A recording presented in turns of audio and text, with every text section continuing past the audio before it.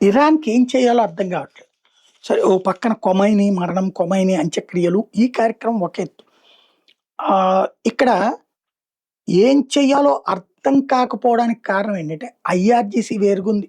Khomeini team వేరుగా ఉంది. మొక్తయా ఖొమైనీ కనిపించటం లేదు. ఈవెన్ నిన్న కూడా రాలేదు.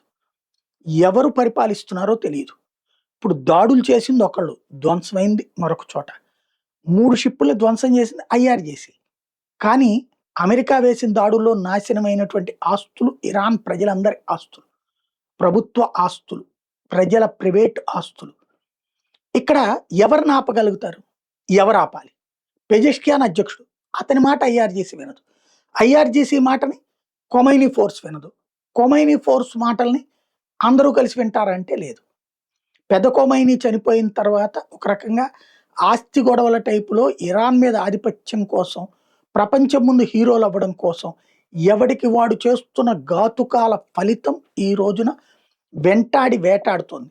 America వదిలిపెట్టదు, Israel వదిలిపెట్టదు. ప్రపంచం ముందు సింపతి రావాలనుకుంటే వీళ్ళు హార్ముజ్ జలసంధి దిగ్బంధం వదిలిపెట్టాలి. వీళ్ళు దోచుకుంటున్నప్పుడు ప్రపంచం వీళ్ళ పట్ల సింపథెటిక్ ఎందుకు ఉంటది? క్రమంగా ఇరాన్ రాబోయేటటువంటి రోజుల్లో మరొక ఇరాక్‌గా, ఆఫ్ఘనిస్తాన్‌లా మారిపోయినా ఆశ్చర్యపోనక్కర్లేదు.